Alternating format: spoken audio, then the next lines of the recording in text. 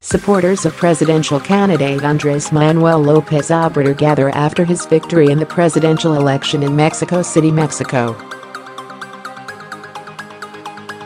July 1, 2018. Goran Tomasevic, Reuters. Héctor Aguilar Camín is a historian and editor of the monthly magazine Nexos. Mexico City, in the ocean of disillusion that had defined the political environment in Mexico, Andrés Manuel López Obrador found another ocean, just as vast, the desire to believe.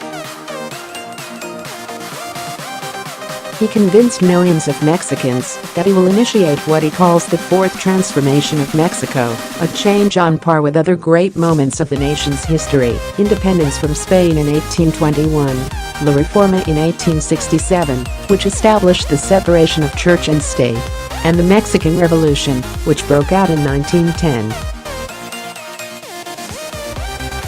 Indeed, Mexico satisfied its immense desire to believe in something so big that it can hardly be fulfilled by giving an absolute majority and control of the Mexican Congress to López Obrador and his National Regeneration Movement, Morena, in Election Sunday. This is the strongest mandate given to any leader and party since the emergence of multi-party democracy in Mexico in 2000. If López Obrador's promises of change are excessive, they only speak to the size of the hope his candidacy inspired. That hope drove an overwhelming civic revolt against the status quo, against discredited parties that don't represent the interests of ordinary people and the corrupt governments that emerge from them. By empowering a president who wants to re-establish the supremacy of the state over the market, the election also signals a break from all recent Mexican governments and the neoliberal consensus that guided policies for decades.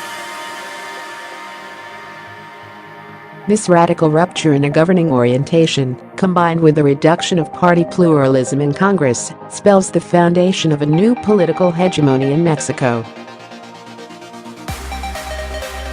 Historically speaking, the elections this week mark the end of the first phase of democratization in Mexico, which began in 1988 with the fracture of the long-ruling Institutional Revolutionary Party (PRI) through the split-off and ascent of Cuauhtémoc Cárdenas Solórzano's Party of the Democratic Revolution (PRD).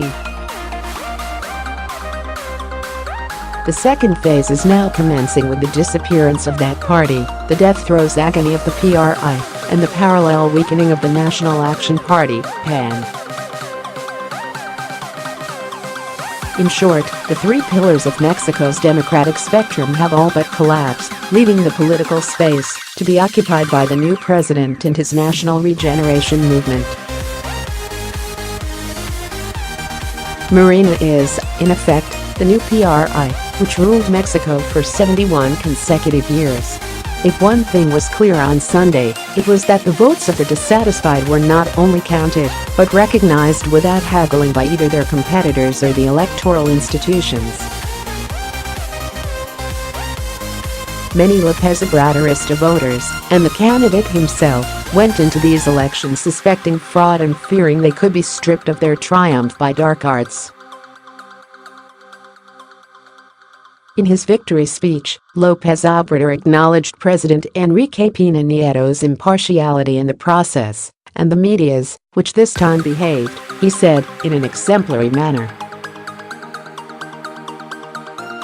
One must also credit the electoral institutions themselves, and the Electoral National Institute in particular, and the million-plus citizens who voluntarily set up the balloting stations and monitored the vote. In rejecting the corrupt status quo, the majority of voters have restored the credibility of democracy in Mexico. They became part of it. They rejuvenated it. For once, their voices were heard. And one would expect that, from now on, they will be its guardians. Whatever the distance between hope and reality as the new government settles in, the critical point for now is that democracy in Mexico has a new legitimacy conferred through the triumph of those who are most dissatisfied with it. This was produced by the WorldPost, a partnership of the Berggruen Institute and the Washington Post, and translated by Juan Pablo Garcia Moreno.